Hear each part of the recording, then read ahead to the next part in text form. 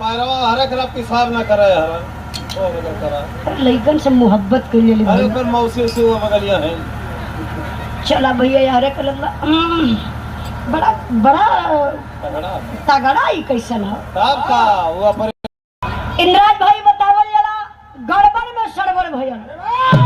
अभी आना जेई साहब का पता चलत क्या हम लोग कूद कूद के खूब चलत रहो कहाँ गए जेई साहब वो सिस्टम में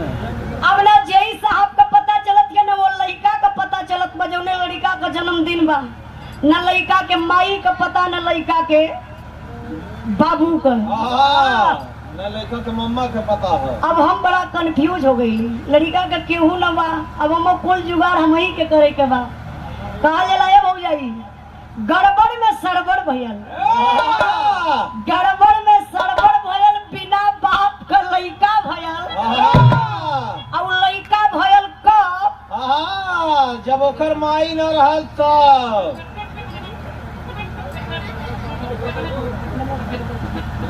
गड़बड़ में सड़बड़ भयल बिना बाप का लड़का भयल लड़का भयल कब जब ओकर माई न रहल तब मामी 5 मिनट कष्ट दे इनके मान लिया लड़का का माई जो हारमोनियम बजावत यही ये लड़का का माई है गुस्साया मत सम्मान का बात है अच्छा अच्छा ठीक है ये लड़का का माई ये लड़का का पापा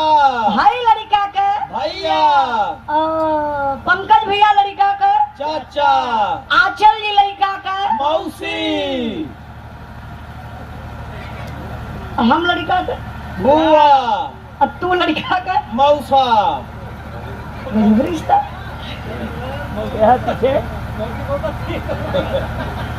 अच्छा ये लड़का का भरल पुरल परिवार है मानिला इनके गर्भ बा ये गर्भ में है ये समय गर्भ में ना है इनके गर्भ अच्छा, गलत बोल दली सॉरी भैया इनके गर्भ बा इनके गर्भ अच्छा बा ये कहारत ये समय 9वां महीना लगल बा हमार माता बहन लोग बताई हैं कि कितना पीड़ा होला एक बच्चा पैदा करे में बतावल जला बाबू एक माँ अपने आप को मौत के मुंह में जाती है तब जाकर के एक औलाद पैदा करती है कभी कभी मुझे कष्ट होता है जब उसी माँ को लोग वृद्धाश्रम में छोड़ आते हैं बहुत दर्द होता है जब उसी माँ को शादी होने के बाद बहू बेटा मिल करके बरदौली दे देते हैं तब मुझे बहुत कष्ट होता है अब मान लिया लड़का हो गया अच्छा लड़का बाय कहाँ अरे फैशन वाला है ना पैम्पस पहनले हूँ कि ना कोकरे खानदान के का हो पागल कहीं को कुछ भी बोलत रहा इज्जत का बात है हमारा आजमगढ़ जिला है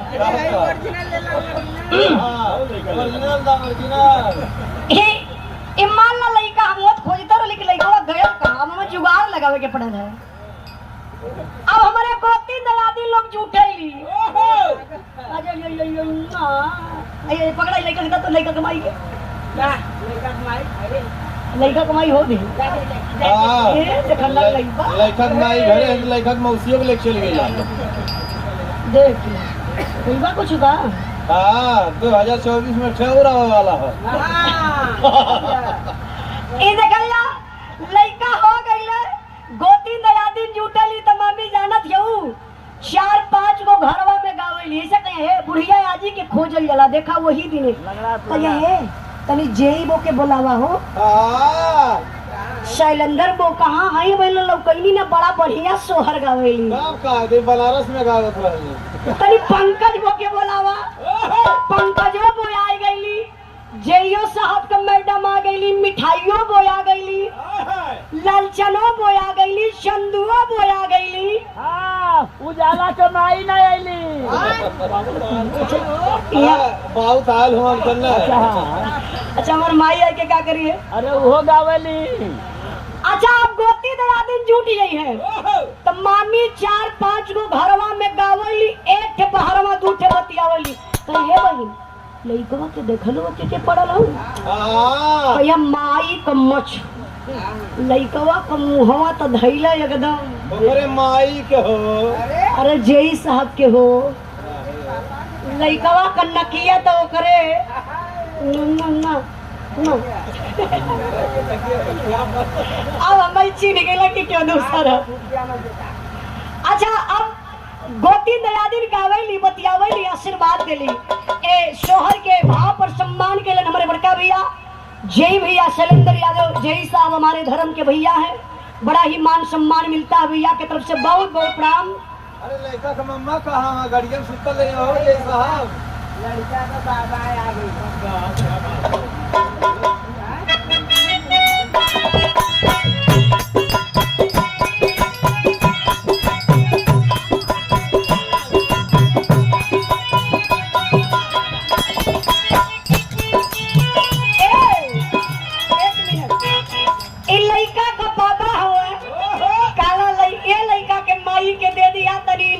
पानी पीले जाई बड़ा झौंसत जाती है चंद्रिका यादव प्रधान जी ये हमारे जय भैया की तरफ से 100 रुपए का पुरस्कार ए सोहर के भाव पर 100 रुपए का पुरस्कार दे के सम्मान के वो लड़का के माई के ना ए लड़का के माई के पुरस्कार मिलत बा ला एक मैक्सी गत का खरीद ला अगले वाले प्रोग्राम में मैक्सी पहन के हवा वाली है आराम से हाँ का पैंट शर्ट पहन के बैठल हो बेइज्जती होत बा ए मम्मा कहाँ हुआ बाबू के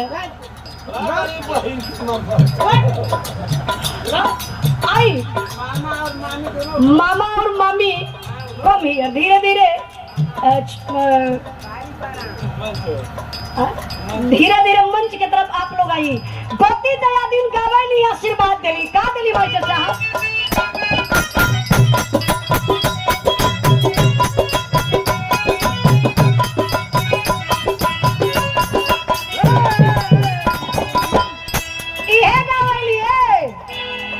जुग जुग जी है तोरा लगाना ओ भवाना वाके भाग्य जागला हो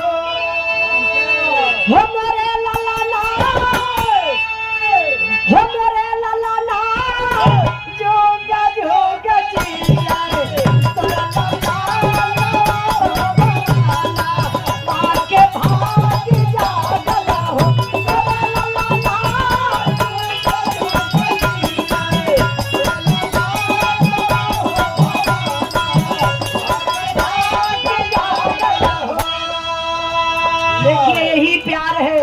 यही सम्मान है यही आशीर्वाद है ए भैया तू कन्हैया बनवा का हम चिन्ह नहीं ला ऐसे ऐसे मान ना मान देखिए यही प्यार है मौज मस्ती का दिन है एक घर वाली एक बाहर वाली हमरे वैभव बाबू का मामी है ना अच्छा वैभव अरे भैया तू कन्हैया हुआ हो वैभव बाबू के मामी और मामा बड़े ही दिलेर है मामा और मामी मामी मामा का तैयारी रहा मामा का तो उजाला का सुन थक जाई मामा एक लिए बहुत बहुत धन्यवाद लड़का का हुआ कि ना मामा दो लड़का हुआ ना है तब बताया तू बकरवा हाँ व्यवस्था ना अरे भौजाई हमारे समन्वय करे ये छोट देवर हुआ हमारे भाई हुआ लेकिन देखिए यही प्यार है बहुत बहुत हम धन्यवाद देते बानी अपने भैया भाभी के जे वैभव बाबू के मामा मामी हैं एक 500 रुपए का पुरस्कार मतलब 1000 रुपए का पुरस्कार देकर के सम्मान के लिए एक बार जोरदार ताली बजा के आप लोग स्वागत कर दी क्या बात है फुल एनर्जी मामा बन जाए कि ना हाँ बैठा आराम से मम्मी के हम पटा ले हम मौका दारू पटावे गोती दयादिन गावैली कहेली का